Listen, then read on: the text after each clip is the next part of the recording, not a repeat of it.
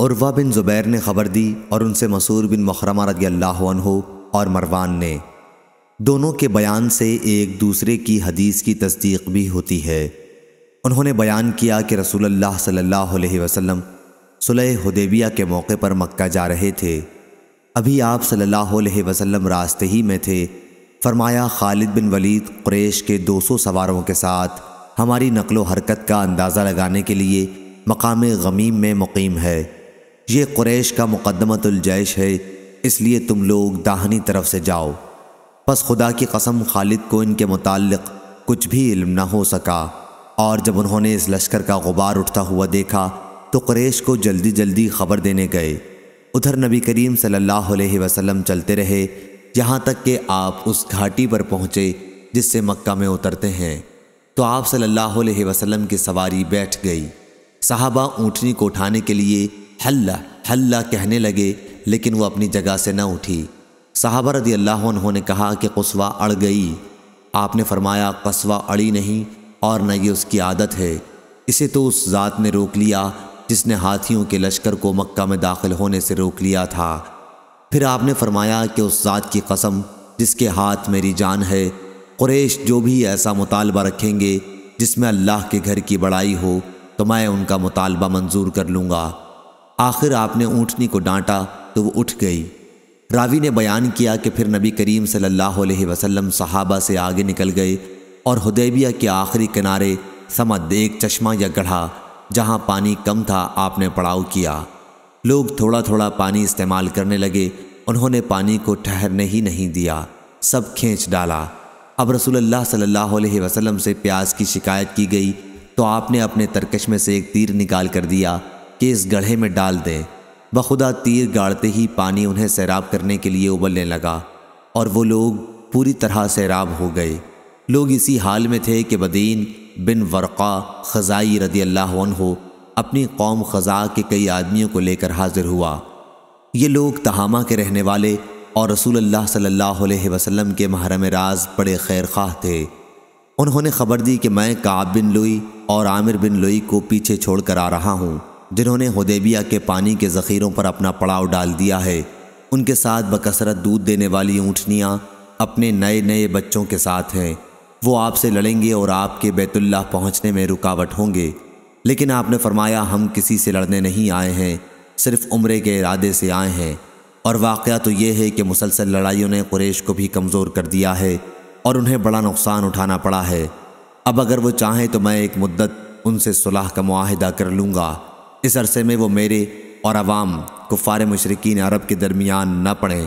پھر اگر میں کامیاب ہو جاؤں اور اس کے بعد وہ چاہیں تو اس دین اسلام میں وہ بھی داخل ہو سکتے ہیں جس میں اور تمام لوگ داخل ہو چکے ہوں گے، لیکن اگر مجھے کامیابی نہیں ہوئی تو انہیں بھی آرام مل جائے گا، اور اگر انہیں میری پیشکش سے انکار ہے تو اس ذات کی قسم جس کے ہاتھ میں میری جان ہے، جب تک میرا سر تن سے جدا نہیں ہو جاتا میں اس دین کے لیے برابر لڑتا رہوں گا، یا پھر اللہ تعالیٰ اسے نافذ ہی فرما دے گا۔ بدیل رضی اللہ عنہ نے کہا کہ قریش تک آپ کی گفتگو میں پہنچاؤں گا۔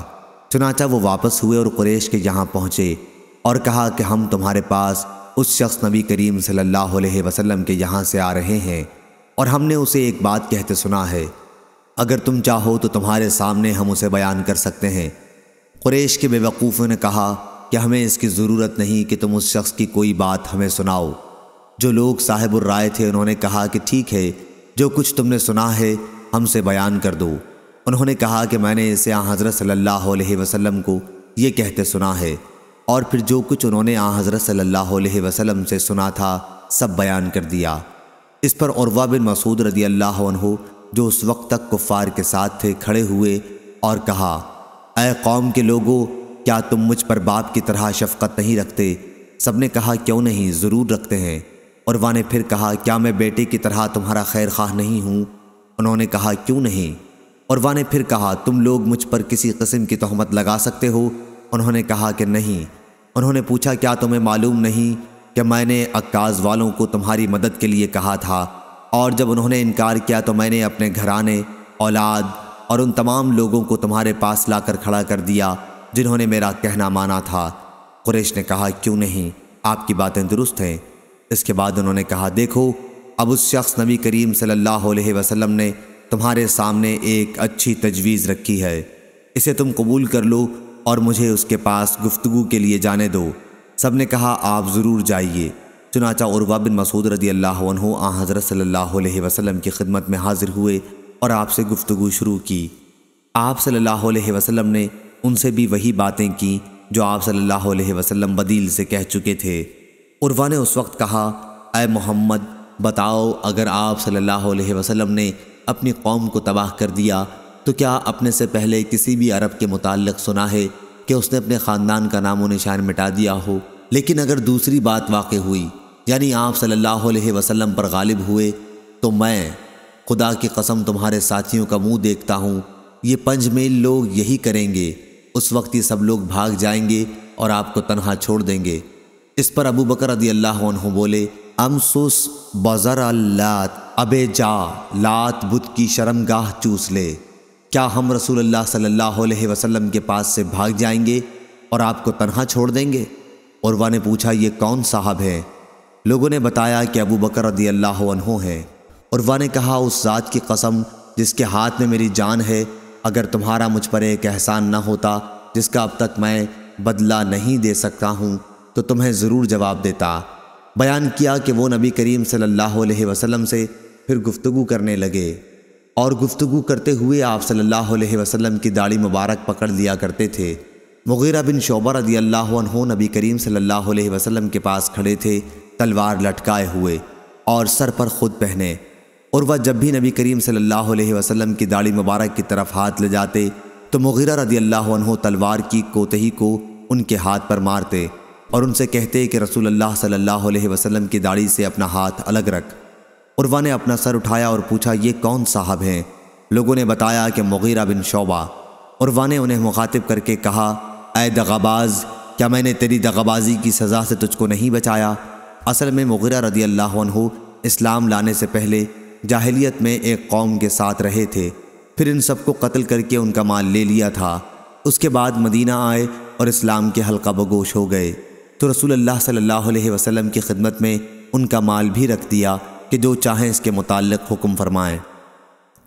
لیکن آن حضور صلی اللہ علیہ وسلم نے فرمایا تھا کہ تیرا اسلام تو میں قبول کرتا ہوں، رہا یہ مال تو میرا اس سے کوئی واسطہ نہیں، کیونکہ وہ دغابازی سے ہاتھ آیا ہے جسے میں لے نہیں سکتا۔ پھر عروہ رضی اللہ عنہ گھور گھور کر رسول کریم کے اصحاب کی نقل و حرکت دیکھتے رہے۔ پھر راوی نے بیان کیا کہ قسم اللہ کی اگر کبھی رسول اللہ صلی اللہ علیہ وسلم نے بلغم بھی تھوکا تو آپ کے اصحاب نے اپنے ہاتھوں پر اسے لے لیا اور اسے اپنے چہرے اور بدن پر مل لیا۔ کسی کام کا اگر آپ نے حکم دیا تو اس کی بجا آوری میں ایک دوسرے پر لوگ سبقت لے جانے کی کوشش کرتے۔ آپ وضو کرنے لگے تو ایسا معلوم ہوا کہ آپ کے وضو کے پانی پر لڑائی ہو جائے گی، یعنی ہر شخص اس پانی کو لینے کی کوشش کرتا۔ جب آپ گفتگو کرنے لگتے تو سب پر خاموشی چھا جاتی۔ آپ کی تعظیم کا یہ حال تھا کہ آپ کے ساتھی نظر بھر کر آپ کو دیکھ بھی نہیں سکتے تھے۔ خیر، عروہ جب اپنے ساتھیوں سے جا کر ملے تو ان سے کہا اے لوگو، قسم اللہ کی میں بادشاہوں کے دربار میں بھی وفد لے کر گیا ہوں، قیصر و کسریٰ اور نجاشی سب کے دربار میں، لیکن اللہ کی قسم میں نے کبھی نہیں دیکھا کہ کسی بادشاہ کے ساتھی اس کی اس درجہ تعظیم کرتے ہوں جتنی محمد صلی اللہ علیہ وسلم کے اصحاب آپ کی کرتے ہیں۔ قسم اللہ کی اگر محمد صلی اللہ علیہ وسلم نے بلغم بھی تھوک دیا تو ان کے اصحاب نے اسے اپنے ہاتھوں پر لے لیا اور اسے اپنے چہرے اور بدن پر مل لیا۔ آپ نے انہیں اگر کوئی حکم دیا تو ہر شخص نے اسے بجا لانے میں ایک دوسرے پر سبقت کی کوشش کی۔ آپ نے اگر وضو کیا تو ایسا معلوم ہوتا کہ آپ کے وضو پر لڑائی ہو جائے گی۔ آپ نے جب گفتگو شروع کی تو ہر طرف خاموشی چھا گئی۔ ان کے دلوں میں آپ کی تعظیم کا یہ عالم تھا کہ آپ کو نظر بھر کر بھی نہیں دیکھ سکتے۔ انہوں نے تمہارے سامنے ایک بھلی صورت رکھی ہے، تمہیں چاہیے کہ اسے قبول کر لو۔ اس پر بنو کنانا کا ایک شخص بولا کہ اچھا مجھے بھی ان کے یہاں جانے دو۔ لوگوں نے کہا تم بھی جا سکتے ہو۔ جب یہ رسول اللہ صلی اللہ علیہ وسلم رضوان اللہ علیہم اجمعین کے قریب پہنچے تو حضور اکرم صلی اللہ علیہ وسلم نے فرمایا کہ یہ فلاں شخص ہے، ایک ایسی قوم کا فرد جو بیت اللہ کے قربانی کے جانوروں کی تعظیم کرتے ہیں، اس لیے قربانی کے جانور اس کے سامنے کر دو۔ صحابہ نے قربانی کے جانور اس کے سامنے کر دیے اور لبیک کہتے ہوئے اس کا استقبال کیا۔ جب اس نے یہ منظر دیکھا تو کہنے لگا کہ سبحان اللہ، قطعاً مناسب نہیں ہے کہ ایسے لوگوں کو کعبے سے روکا جائے۔ اس کے بعد قریش میں سے ایک دوسرا شخص مکرز بن حفظ نامی کھڑا ہوا اور کہنے لگا کہ مجھے بھی ان کے یہاں جانے دو۔ سب نے کہا کہ تم بھی جا سکتے ہو۔ جب وہ حضرت صلی اللہ علیہ وسلم اور صحابہ سے قریب ہوا تو آپ صلی اللہ علیہ وسلم نے فرمایا کہ یہ مکرز ہے، ایک بدترین شخص۔ پھر وہ نبی کریم صلی اللہ علیہ وسلم سے گفتگو کرنے لگا۔ ابھی وہ گفتگو کر ہی رہا تھا کہ سہیل بن عمرو آ گیا۔ معمر نے سابقہ سند کے ساتھ بیان کیا کہ مجھے ایوب نے خبر دی اور انہیں اکرمہ نے کہ جب سہیل بن عمرو آیا تو نبی کریم صلی اللہ علیہ وسلم نے نیک فالی کے طور پر فرمایا تمہارا معاملہ آسان سہل ہو گیا۔ معمر نے بیان کیا کہ ظاہری نے اپنی حدیث میں اسی طرح بیان کیا تھا کہ جب سہیل بن عمرو آیا تو کہنے لگا کہ ہمارے اور اپنے درمیان صلح کی ایک تحریر لکھ لو۔ چنانچہ نبی کریم صلی اللہ علیہ وسلم نے کاتب کو بلوایا اور فرمایا کہ لکھو بسم اللہ الرحمن الرحیم۔ سہیل کہنے لگا رحمان کو اللہ کی قسم میں نہیں جانتا کہ وہ کیا چیز ہے، البتہ تم یوں لکھ سکتے ہو بسمک اللہم، جیسے پہلے لکھا کرتے تھے۔ مسلمانوں نے کہا کہ قسم اللہ کی ہمیں بسم اللہ الرحمن الرحیم کے سوا اور کوئی دوسرا جملہ نہ لکھنا چاہیے، لیکن حضرت صلی اللہ علیہ وسلم نے فرمایا کہ بسمک اللہم ہی لکھنے دو۔ پھر آپ نے لکھوایا یہ محمد رسول اللہ صلی اللہ علیہ وسلم کی طرف سے صلح نامہ کی دستاویز ہے۔ سہیل نے کہا اگر ہمیں یہ معلوم ہوتا کہ آپ رسول اللہ ہیں تو نہ ہم آپ صلی اللہ علیہ وسلم کو کعبے سے روکتے اور نہ آپ سے جنگ کرتے، آپ تو صرف اتنا لکھیے کہ محمد بن عبداللہ۔ اس پر رسول کریم صلی اللہ علیہ وسلم نے فرمایا اللہ گواہ ہے کہ میں اس کا سچا رسول ہوں، خواہ تم میری تکذیب ہی کرتے رہو، لکھو جی محمد بن عبداللہ۔ ظاہری نے بیان کیا کہ یہ سب کچھ نرمی اور رعایت صرف آپ صلی اللہ علیہ وسلم کے اس ارشاد کا نتیجہ تھا جو پہلے ہی آپ بدیل رضی اللہ عنہ سے کہہ چکے تھے کہ قریش مجھ سے جو بھی ایسا مطالبہ کریں جس سے اللہ تعالیٰ کی حرمتوں کی تعظیم مقصود ہوگی تو میں ان کے مطالبے کو ضرور مان لوں گا۔ اس لیے نبی کریم صلی اللہ علیہ وسلم نے سہیل سے فرمایا لیکن صلح کے لیے پہلی شرط یہ ہوگی کہ تم لوگ ہمیں بیت اللہ کے طواف کرنے کے لیے جانے دو گے۔ سہیل نے کہا قسم اللہ کی ہم اس سال ایسا نہیں ہونے دیں گے، ورنہ عرب کہیں گے کہ ہم مغلوب ہو گئے تھے اس لیے ہم نے اجازت دے دی، البتہ آئندہ سال کے لیے اجازت ہے۔ چنانچہ یہ بھی لکھ لیا۔ پھر سہیل نے لکھا کہ یہ شرط بھی لکھ دیجئے کہ ہماری طرف کا جو شخص بھی آپ کے یہاں جائے گا خواہ وہ آپ کے دین ہی پر کیوں نہ ہو، آپ صلی اللہ علیہ وسلم اسے ہمیں واپس کر دیں گے۔ مسلمانوں نے یہ شرط سن کر کہا سبحان اللہ، ایک شخص کو مشرکوں کے حوالے کس طرح کیا جا سکتا ہے جو مسلمان ہو کر آیا ہو۔ ابھی یہی باتیں ہو رہی تھی کہ ابو جندل بن سہیل بن عمرو رضی اللہ عنہ اپنی بیڑیوں کو گھسیٹتے ہوئے آ پہنچے۔ وہ مکے کے نشیبی علاقے کی طرف سے بھاگے تھے اور اب خود کو مسلمانوں کے سامنے ڈال دیا تھا۔ سہیل نے کہا اے محمد، یہ پہلا شخص ہے جس کے لیے صلح نامے کے مطابق میں مطالبہ کرتا ہوں کہ آپ ہمیں اسے واپس کر دیں۔ حضرت صلی اللہ علیہ وسلم نے فرمایا کہ ابھی تو ہم نے صلح نامے کی اس دفعہ کو صلح نامے میں لکھا بھی نہیں ہے، اس لیے جب صلح نامہ طے پا جائے گا اس کے بعد اس کا نفاذ ہونا چاہیے۔ سہیل کہنے لگا کہ اللہ کی قسم پھر میں کسی بنیاد پر بھی آپ صلی اللہ علیہ وسلم سے صلح نہیں کروں گا۔ نبی کریم صلی اللہ علیہ وسلم نے فرمایا اچھا مجھ پر اس ایک کو دے کر احسان کر دو۔ اس نے کہا کہ میں اس سلسلے میں احسان بھی نہیں کر سکتا۔ حضرت صلی اللہ علیہ وسلم نے پھر فرمایا کہ نہیں، تمہیں احسان کر دینا چاہیے، لیکن اس نے یہی جواب دیا کہ میں ایسا کبھی نہیں کر سکتا۔ البتہ مکرز نے کہا کہ چلیے ہم اس کا آپ صلی اللہ علیہ وسلم پر احسان کرتے ہیں، مگر اس کی بات نہیں چلی۔ ابو جندل رضی اللہ عنہ نے کہا مسلمانوں، میں مسلمان ہو کر آیا ہوں، کیا مجھے مشرکوں کے ہاتھ میں دے دیا جائے گا؟ کیا میرے ساتھ جو کچھ معاملہ ہوا ہے تم نہیں دیکھتے؟ ابو جندل رضی اللہ عنہ کو راستے میں بڑی سخت اذیتیں پہنچائی گئی تھیں۔ راوی نے بیان کیا عمر بن خطاب رضی اللہ عنہ نے کہا آخر میں نبی کریم صلی اللہ علیہ وسلم کی خدمت میں حاضر ہوا اور عرض کیا کیا یہ واقعہ اور حقیقت نہیں کہ آپ اللہ کے نبی ہیں؟ آپ نے فرمایا کیوں نہیں؟ میں نے عرض کیا کیا ہم حق پر نہیں ہیں اور کیا ہمارے دشمن باطل پر نہیں ہیں؟ آپ نے فرمایا کیوں نہیں؟ میں نے کہا پھر اپنے دین کے معاملے میں کیوں دبیں؟ حضور صلی اللہ علیہ وسلم نے فرمایا میں اللہ کا رسول ہوں، اس کی حکم عدولی نہیں کر سکتا اور وہی میرا مددگار ہے۔ میں نے کہا کیا آپ ہم سے یہ نہیں فرماتے تھے کہ ہم بیت اللہ جائیں گے اور اس کا طواف کریں گے؟ آپ صلی اللہ علیہ وسلم نے فرمایا کہ ٹھیک ہے، لیکن کیا میں نے تم سے یہ کہا تھا کہ اسی سال ہم بیت اللہ جائیں گے؟ عمر رضی اللہ عنہ نے بیان کیا کہ میں نے کہا نہیں، آپ نے اس قید کے ساتھ نہیں فرمایا تھا۔ آپ صلی اللہ علیہ وسلم نے فرمایا کہ پھر اس میں کوئی شبہ نہیں کہ تم بیت اللہ تک ضرور پہنچو گے اور ایک دن اس کا طواف کرو گے۔ انہوں نے بیان کیا کہ پھر میں ابو بکر رضی اللہ عنہ کے یہاں گیا اور ان سے بھی یہی پوچھا کہ ابو بکر کیا یہ حقیقت نہیں کہ حضرت صلی اللہ علیہ وسلم اللہ کے نبی ہیں؟ انہوں نے بھی کہا کہ کیوں نہیں۔ میں نے پوچھا کیا ہم حق پر نہیں ہیں اور کیا ہمارے دشمن باطل پر نہیں ہیں؟ انہوں نے کہا کیوں نہیں۔ میں نے کہا کہ پھر ہم اپنے دین کو کیوں ذلیل کریں؟ ابو بکر رضی اللہ عنہ نے کہا جناب، بلا شک و شبہ وہ اللہ کے رسول ہیں، وہ اپنے رب کی حکم عدولی نہیں کر سکتے اور رب ہی ان کا مددگار ہے، پس ان کی رسی مضبوطی سے پکڑ لو، خدا گواہ ہے کہ وہ حق پر ہیں۔ میں نے کہا کیا حضور صلی اللہ علیہ وسلم ہم سے یہ نہیں کہتے تھے کہ عنقریب ہم بیت اللہ پہنچیں گے اور اس کا طواف کریں گے؟ انہوں نے فرمایا کہ یہ بھی صحیح ہے، لیکن کیا حضرت صلی اللہ علیہ وسلم نے آپ سے یہ فرمایا تھا کہ اسی سال آپ بیت اللہ پہنچ جائیں گے؟ میں نے کہا کہ نہیں۔ پھر ابو بکر رضی اللہ عنہ نے کہا پھر اس میں کوئی شک و شبہ نہیں کہ آپ ایک نہ ایک دن بیت اللہ پہنچیں گے اور اس کا طواف کریں گے۔ ظاہری نے بیان کیا عمر رضی اللہ عنہ نے فرمایا بعد میں نے اپنی سجلت پسندی کی مکافات کے لیے نیک اعمال کیے۔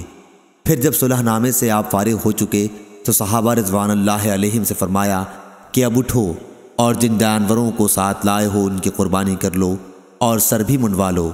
انہوں نے بیان کیا کہ اللہ گواہ ہے، صحابہ میں سے ایک شخص بھی نہ اٹھا اور 3 مرتبہ آپ نے جملہ فرمایا۔ جب کوئی نہ اٹھا تو حضرت صلی اللہ علیہ وسلم ام سلمہ کے خیمے میں گئے اور ان سے لوگوں کے طرز عمل کا ذکر کیا۔ حضرت ام سلمہ رضی اللہ عنہا نے کہا اے اللہ کے نبی، کیا آپ یہ پسند کریں گے کہ باہر تشریف لے جائیں اور کسی سے کچھ نہ کہیں بلکہ اپنا قربانی کا جانور ذبح کر لیں اور اپنے حجام کو بلا لیں جو آپ کے بال مونڈ دے؟ چنانچہ حضرت صلی اللہ علیہ وسلم باہر تشریف لائے، کسی سے کچھ نہیں کہا اور سب کچھ کیا، اپنے جانور کی قربانی کر لی اور اپنے حجام کو بلوایا جس نے آپ کے بال مونڈے۔ جب صحابہ نے دیکھا تو وہ بھی ایک دوسرے کے بال مونڈنے لگے، ایسا معلوم ہوتا تھا کہ رنج و غم میں ایک دوسرے سے لڑ پڑیں گے۔ پھر حضور صلی اللہ علیہ وسلم کے پاس مکے سے چند مومن عورتیں آئیں تو اللہ تعالیٰ نے یہ حکم نازل فرمایا اے لوگو جو ایمان لا چکے ہو، جب تمہارے پاس مومن عورتیں ہجرت کر کے آئیں تو ان کا امتحان لے لو۔ بائسمل کوافر تک اس دن حضرت عمر رضی اللہ عنہ نے اپنی 2 بیویوں کو طلاق دی جو اب تک مسلمان نہ ہوئی تھیں۔ ان میں سے ایک نے تو معاویہ بن ابی سفیان رضی اللہ عنہ سے نکاح کر لیا تھا اور دوسری سے صفوان بن امیہ نے۔ اس کے بعد رسول اللہ صلی اللہ علیہ وسلم مدینہ واپس تشریف لائے تو قریش کے ایک فرد ابو بصیر رضی اللہ عنہ مکے سے فرار ہو کر حاضر ہوئے۔ وہ مسلمان ہو چکے تھے۔ قریش نے انہیں واپس لینے کے لیے 2 آدمیوں کو بھیجا اور انہوں نے آ کر کہا کہ ہمارے ساتھ آپ کا معاہدہ ہو چکا ہے۔ چنانچہ حضرت صلی اللہ علیہ وسلم نے ابو بصیر رضی اللہ عنہ کو واپس کر دیا۔ قریش کے دونوں افراد جب انہیں واپس لے کر لوٹے اور ذوالحلیفہ پہنچے تو کھجور کھانے کے لیے اترے جو ان کے ساتھ تھی۔ ابو بصیر رضی اللہ عنہ نے ان میں سے ایک سے فرمایا قسم اللہ کی تمہاری تلوار بہت اچھی معلوم ہوتی ہے۔ دوسرے ساتھی نے تلوار نیام سے نکال دی۔ اس شخص نے کہا ہاں اللہ کی قسم نہایت عمدہ تلوار ہے، میں اس کا بارہا تجربہ کر چکا ہوں۔ ابو بصیر رضی اللہ عنہ اس پر بولے کہ ذرا مجھے بھی تو دکھاؤ، اور اس طرح اپنے قبضے میں کر لیا۔ پھر اس شخص نے تلوار کے مالک کو ایسی ضرب لگائی کہ وہیں ٹھنڈا ہو گیا۔ اس کا دوسرا ساتھی بھاگ کر مدینہ آیا اور مسجد میں دوڑتا ہوا داخل ہوا۔ نبی کریم نے جب اسے دیکھا تو فرمایا یہ شخص کچھ خوفزدہ معلوم ہوتا ہے۔ جب وہ حضرت صلی اللہ علیہ وسلم کے قریب پہنچا تو کہنے لگا اللہ کی قسم میرا ساتھی تو مارا گیا اور میں بھی مارا جاؤں گا اگر آپ لوگوں نے ابو بصیر کو نہ روکا۔ اتنے میں ابو بصیر بھی آ گئے اور عرض کیا اے اللہ کے نبی صلی اللہ علیہ وسلم، اللہ کی قسم اللہ تعالیٰ نے آپ کی ذمہ داری پوری کر دی۔ آپ صلی اللہ علیہ وسلم مجھے ان کے حوالے کر چکے تھے لیکن اللہ تعالیٰ نے مجھے ان سے نجات دلائی۔ حضرت صلی اللہ علیہ وسلم نے فرمایا تیری ماں کی خرابی اگر اس کا کوئی ایک بھی مددگار ہوتا تو پھر لڑائی کے شعلے بھڑک اٹھتے۔ جب انہوں نے آپ کے یہ الفاظ سنے تو سمجھ گئے کہ آپ پھر کفار کے حوالے کر دیں گے، اس لیے وہاں سے نکل گئے اور سمندر کے کنارے پر آ گئے۔ راوی نے بیان کیا کہ اپنے گھر والوں سے مکے سے چھوٹ کر ابو جندل بن سہیل رضی اللہ عنہ بھی ابو بصیر رضی اللہ عنہ سے جا ملے، اور اب یہ حال تھا کہ قریش کا جو شخص بھی اسلام لاتا بجائے مدینہ آنے کے ابو بصیر رضی اللہ عنہ کے یہاں ساحل سمندر پر چلا جاتا۔ اس طرح سے ایک جماعت بن گئی، اور اللہ گواہ ہے یہ لوگ قریش کے جس قافلے کے متعلق بھی سن لیتے کہ وہ شام جا رہا ہے تو اسے راستے ہی میں روک کر لوٹ لیتے اور قافلے والوں کو قتل کر دیتے۔ اب قریش نے نبی کریم صلی اللہ علیہ وسلم کے یہاں اللہ اور رحم کا واسطہ دے کر درخواست بھیجی کہ آپ کسی کو بھیجیں ابو بصیر رضی اللہ عنہ اور ان کے دوسرے ساتھیوں کے یہاں کہ وہ قریش کی ایذا سے رک جائیں، اور اس کے بعد جو شخص بھی آپ کے یہاں جائے گا مکے سے اسے امن ہے۔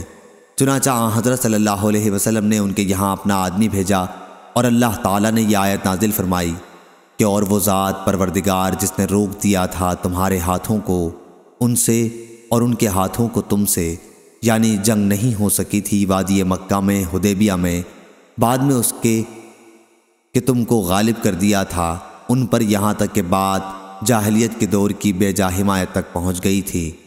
ان کی حمیت جاہلیت یہ تھی کہ انہوں نے معاہدے میں بھی آپ کے لیے اللہ کے نبی ہونے کا اقرار نہیں کیا، اسی طرح انہوں نے بسم اللہ الرحمن الرحیم نہیں لکھنے دیا اور آپ کے بیت اللہ جانے سے مانے بنے۔ صحیح بخاری حدیث نمبر 2731 2732۔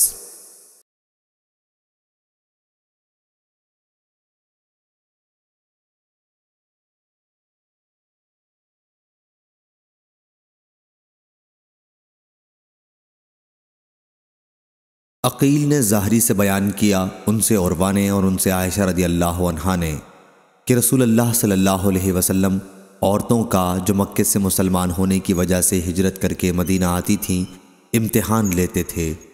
زہری نے بیان کیا کہ ہم تک یہ روایت پہنچی ہے کہ جب اللہ تعالیٰ نے یہ آیت نازل فرمائی کہ مسلمان وہ سب کچھ ان مشرکوں کو واپس کر دیں جو انہوں نے اپنی ان بیویوں پر خرچ کیا ہو جو اب مسلمان ہو کر ہجرت کر کے آئی ہیں، اور مسلمانوں کو حکم دیا کہ کافر عورتوں کو اپنے نکاح میں نہ رکھیں، تو عمر رضی اللہ عنہ نے اپنی 2 بیویوں قریبہ بنت ابی امیہ اور ایک جرول خزائی کی لڑکی کو طلاق دے دی۔